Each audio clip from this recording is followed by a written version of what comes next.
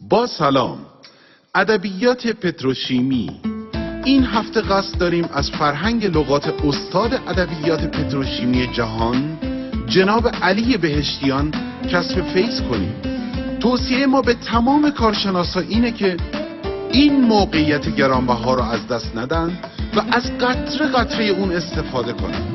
درس اول، لغات و معنی لغات. 1. بیت المال، یعنی اموالی که برای آقای بهشتیان حلال و برای مردم عادی حرام باشه. 2. میدان گازی، یعنی میدانی که گازش باید بسوزه و مردم منطقه از اون به عنوان روشنایی استفاده کنن.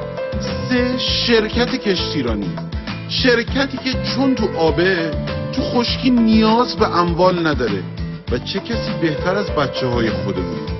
4. شرکت توسعه پترو ایران. از اولش هم گفتم تأسیسش اشتباه بود و باید نابود میشد، فقط مشکلش اموالش بود که اونم حل شد. 5.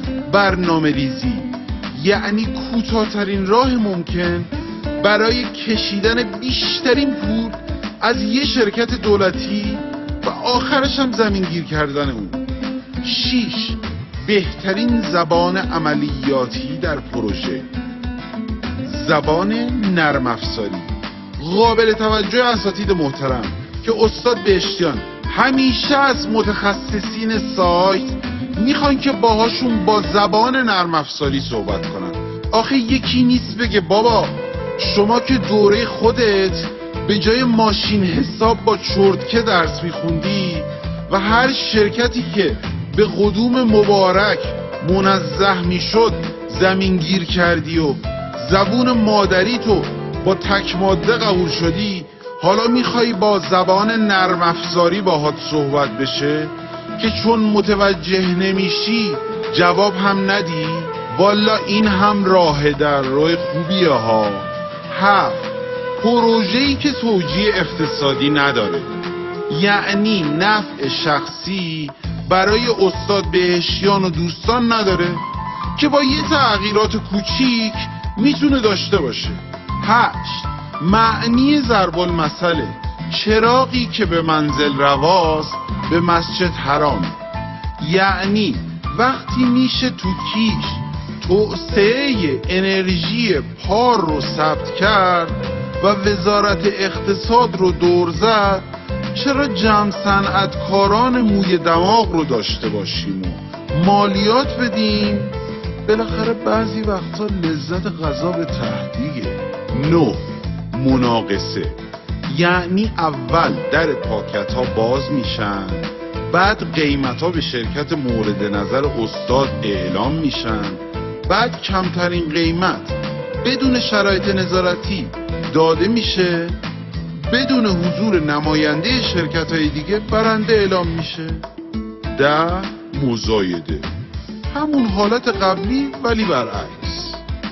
11.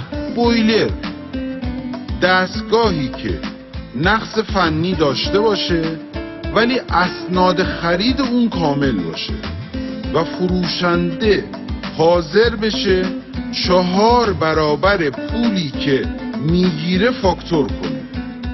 12. هیئت مدیره، هیئتی است که یکی جای همه فکر کنه و تصمیم بگیره و بقیه احیانا با موبایل بازی کنن یا SMS بفرستن. 13. منطقه بد آب و هوای پارس جنوبی داخل پرانتز عسلویه. پاسخ: تهران، خیابان توانیر، خیابان نظامی گنجوی. 14. مهمانسرای پتروشیمی جمع عسلویه. پاسخ: هتل خانوادگی مسئولین و دوستان. 15. بهترین سرمربی بعد از سر الکس فرگوسن. پاسخ: آقای اسفندیار رحیم مشایی. 16. بهترین آنالیزور بعد از یواخیم لو. پاسخ: آقای حمید بقایی. 17. بهترین سیستم بانکداری اسلامی.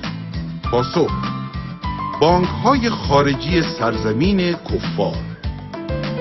18 و اما بزرگترین موانع برای متخلفین و بهترین مدافعین ملت، مجلس شورای اسلامی، دیوان محاسبات، سازمان بازرسی کل کشور. تا کلاسی دیگر و تا پیامی دیگر برای مسئولین دلسوز و دلسوختگان نظام، بدرود.